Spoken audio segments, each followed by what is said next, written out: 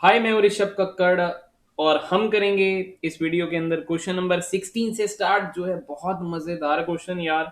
आप question number 16 को देखिए, आपको इसमें डिक्रीजिंग ऑर्डर ऑफ बेसिसिटी बताना है।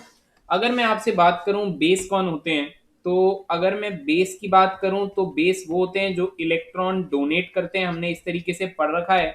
बट आपको साथ साथ ये भी याद रखना है कि न्यूक्लियोफाइल भी वो होते हैं जो इलेक्ट्रॉन डोनेट करते हैं। तो क्या न्यूक्लियोफाइल और बेस बिल्कुल सेम चीज है? क्या इन दोनों में कुछ फर्क है? ये दोनों गाइस अलग अलग हैं। बेस की बेसिक डेफिनेशन होती है जो H प्लस पे अटैक करता है, जो प्रोटॉन एब्स्ट्रैक्ट करना चाहता है। न्यूक्लियोफाइल की बेसिक डेफिनेशन होती है जो इलेक्ट्रॉन डेफिशिएंट स्पीशी पे अटैक करता है, attacks on electron deficient species.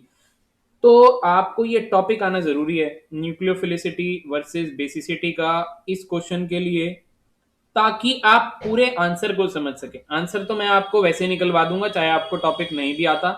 थोड़ी सी नॉलेज चाहिए हमको इसके लिए, बट आपको इसके लिए ये टॉपिक आना चाहिए और मैं ये टॉपिक इसके डिस्क्रिप्शन के लिंक में दे दूंगा। देखिए क्यों ये टॉपिक आना चाहिए। मैं स्टार्ट करता हूँ क्वेश्चन नंबर 16। क्वेश्चन नंबर 16 में कहता है बेसिसिटी। तो बेसिसिटी हम वही डेफिनेशन लगाते हैं, इलेक्ट्रॉन डोनेट वाली।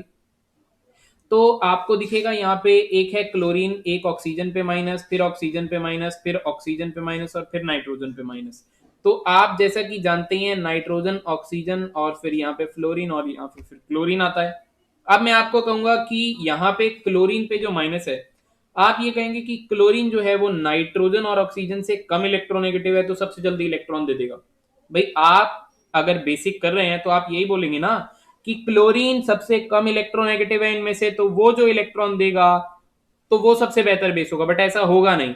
याद रखिए, याद रखिए, क्लोरीन का जो साइज है, साइज बड़ा हो जाएगा। साइज बड़े होने से ये जो इलेक्ट्रॉन डेंसिटी है ये डिस्पर्स हो जाएगी, और ये जो माइनस चार्ज जब डिस्पर्स हो जाएगा तो सबसे कम अवेलेबल रहेगा देने के लिए।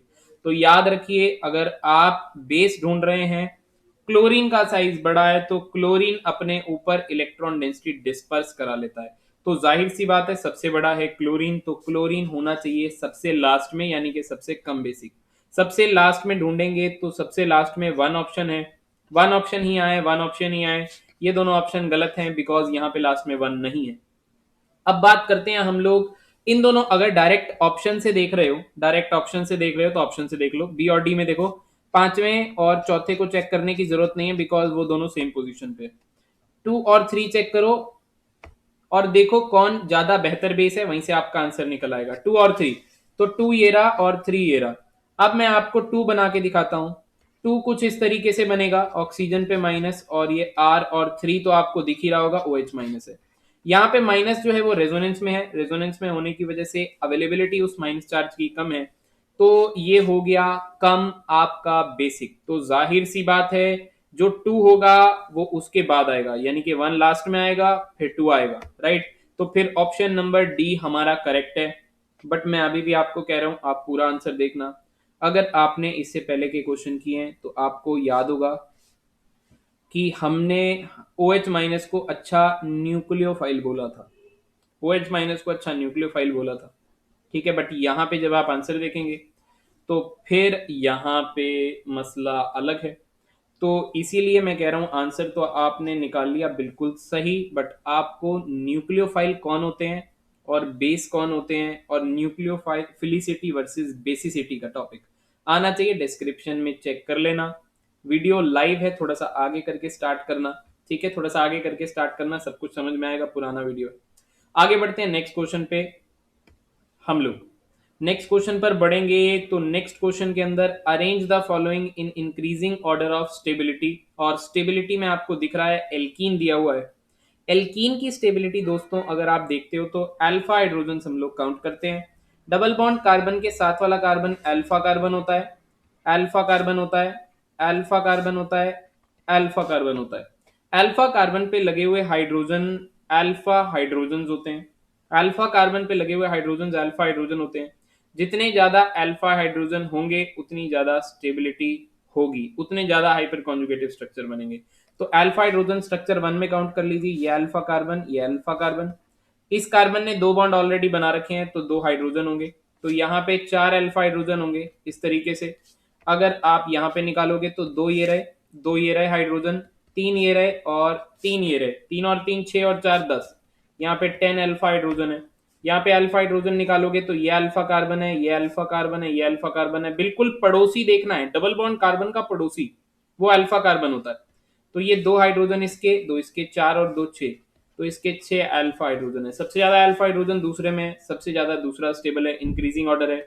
सबसे आगे दूसरा कहाँ पे है? सबसे आगे दूसरा है, फिर तीसरा है, फिर पहला है। आंसर आपका सी है। आगे बढ़ते हैं, क्वेश्चन नंबर 18 हम लोग स्टार्ट करते हैं। और 18 देखिए, decreasing order of stability of the following radicals is. आप यहाँ पे बड़े ध्यान से देखिए, इनको मैं बना देता हूँ पूरा पूरा, क्योंकि ये थोड़ा सा इन्होंने ओपन करके बना देते हैं ताकि आपको बॉन्ड अच्छे से दिखें। सेकंड वाला आपको दिख गया होगा, ये सारे के सारे फ्री रेडिकल हैं। Free radical electron deficient species होती है। जो इलेक्ट्रॉन डेफिशिएंट स्पीशी होती है उसको इलेक्ट्रॉन्स चाहिए होते हैं स्टेबिलिटी के लिए। मैं फिर बता रहा हूँ, ये फ्री रेडिकल है। कार्बन फ्री रेडिकल पे जितना ज्यादा इलेक्ट्रॉन डोनेट होगा उतना स्टेबल वो होगा, राइट। तो यहाँ पे देखिए, यहाँ पे ये रेजोनेंस हो सकती है, और रेजोनेंस जो है वो यहाँ पर भी हो सकती है, बिकॉज ये डबल सिंगल और फिर इस कार्बन पे रेडिकल है। इसको दोबारा बनाएंगे, कंफ्यूज ना हो, थोड़ा बड़ा बना देते हैं ताकि आपको अच्छे से चमके वो। तो आप देखिए, डबल बॉन्ड, फिर सिंगल बॉन्ड, फिर कार्बन पे रेडिकल, तो यहाँ पे भी रेजोनेंस है, यहाँ पे भी रेजोनेंस है। जहां पे रेजोनेंस है वहां पे स्टेबिलिटी ज्यादा है। अब स्ट्रक्चर नंबर 2 और 3 में अगर कंपेयर करोगे, ज्यादा कौन स्टेबल है? तो ज्यादा वो स्टेबल है जहां पे इसको डोनेशन मिल रही है। यहाँ पे CH3 से डोनेशन भी मिल रही है, रेजोनेंस भी मिल रही है, तो 3 हो गया सबसे ज्यादा स्टेबल। तो सबसे ज्यादा ढूंढ लीजिए 3 कहां पर है। सबसे ज्यादा बी पार्ट में लगा हुआ है और डी पार्ट में लगा हुआ है। अब हम ढूंढेंगे आंसर, तो यानी कि आंसर ढूंढेंगे, ये तो गलत है, ठीक है। ये बस उल्टा सीधा करके ऑर्डर दिया हुआ है, आप कंफ्यूज मत होना, आप इस पे ध्यान रखना डिक्रीजिंग ऑर्डर दिया है कि नहीं दिया हुआ, राइट। इसके बाद तो सेकंड आना ही चाहिए, राइट। तो थर्ड के बाद यहाँ भी सेकंड है, थर्ड के बाद यहाँ भी सेकंड है, राइट। तो यानी कि पहले थर्ड स्टेबल है, फिर सेकंड स्टेबल है। इन दोनों में कंपेयर करेंगे तो ये कार्बन sp3 हाइब्रिडाइज्ड है, ये कार्बन sp2 हाइब्रिडाइज्ड है। डबल बॉन्डेड कार्बन इलेक्ट्रोनेगेटिव होता है, इलेक्ट्रोनेगेटिव कार्बन पे कमी आए उसको अच्छा नहीं लगता, तो सबसे अनस्टेबल होगा ये, सबसे अनस्टेबल होगा पहला। तो यानी कि D part is your right answer. sp2 hybridised carbon था, sp2 हाइब्रिडाइज्ड कार्बन ज्यादा इलेक्ट्रोनेगेटिव होता है sp3 से, इसीलिए उस पे अगर डॉट पड़ा हुआ है, एक इलेक्ट्रॉन पड़ा हुआ है, इलेक्ट्रॉन डेफिशिएंसी, उसको अच्छा नहीं लगेगा। ये था आंसर। आगे बढ़ते हैं क्वेश्चन नंबर 19 पे। Increasing order of the following stability, सारे के सारे एल्कीन बने हुए हैं, इनको ओपन करके बना लेना। करना कुछ नहीं है, करना यूं है कि आपको एल्कीन की स्टेबिलिटी में केवल अल्फा हाइड्रोजन काउंट करना है। डबल बॉन्डेड कार्बन के साथ वाला alpha hydrogen 3 alpha hydrogen, double bond carbon के साथ वाला carbon alpha 2 alpha hydrogen, double bonded carbon के साथ वाले कार्बन पे कोई, यहाँ ये कार्बन बेचारा बिल्कुल अकेला है, इस पे कोई हाइड्रोजन नहीं है, इस पे इसके चारों बॉन्ड बने हुए हैं, 3 CH3 से ये कनेक्टेड है। इसको बना के दिखा देते हैं, ये 3 CH3 से कनेक्टेड है इस तरीके से, और ये CH, ये डबल बॉन्ड CH2 है। फिर ये बात आप लोग को समझ में आ रही है ना? तो कायदे से 0 अल्फा हाइड्रोजन, यहाँ पे कोई अल्फा हाइड्रोजन नहीं है, और फिर से इसके पास 1 अल्फा हाइड्रोजन है। इस कार्बन को देखिए, केवल एक ही हाइड्रोजन है। तो जाहिर सी बात है, सबसे पहले सबसे पहला स्टेबल है, फिर दूसरा, फिर तीसरा, फिर चौथा। तो यहाँ पे कौन सा ऑर्डर है? इंक्रीजिंग ऑर्डर है, तो सबसे पहला स्टेबल, फिर दूसरा, फिर तीसरा, फिर चौथा, ठीक है। तो कुछ भी है, ठीक है। ये वैसे तो डिक्रीजिंग ऑर्डर दिया है, ज्यादा स्टेबिलिटी कम की और जा रहे हैं, बट आंसर हमारा यही सही है, राइट। ठीक है, आगे बढ़ते हैं हम लोग। Which of the following molecules can act as nucleophile and an electrophile? Nucleophile कौन होते हैं? जिन पे इलेक्ट्रॉन रिच जो स्पीशीज होती है, जिन पे इलेक्ट्रॉन भर के होते हैं, वो होते हैं न्यूक्लियोफाइल। इलेक्ट्रोफाइल कौन होते हैं? जो इलेक्ट्रॉन डेफिशिएंट है। अरे बाबा,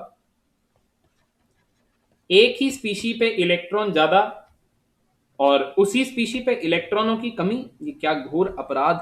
अपराध नहीं है, देखिए ये ज्ञान की बात है।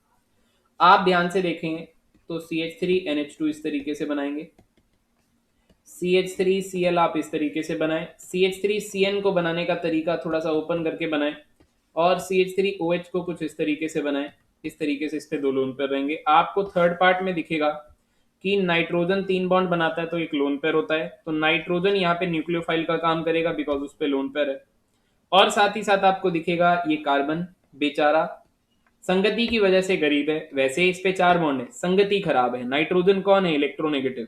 इलेक्ट्रोनेगेटिव स्पीशी क्या चाहती है? इलेक्ट्रॉन लेना। तो जब लेना चाहेगी, जब इसके रेजोनेटिंग स्ट्रक्चर बनाएंगे तो ये कुछ इस तरीके से आप इसको पाएंगे। और आपको दिख रहा होगा अब रेजोनेटिंग स्ट्रक्चर के अंदर कार्बन पर इलेक्ट्रॉन की डेफिशिएंसी है। तो ये ऐसी स्पीशी है जिस पे इलेक्ट्रॉन देने के लिए भी है और लेने के लिए भी जगह है। तो आपके हो गए ये 5 क्वेश्चंस। वीडियो को लाइक जरूर कीजिए, फिर मिलते हैं आपसे नेक्स्ट वीडियो में। Bye bye, take care. Comment भी छोड़ देना यार जाते जाते, अच्छा लगेगा हमको। फिर मिलते हैं अगली वीडियो में। सी यू सून।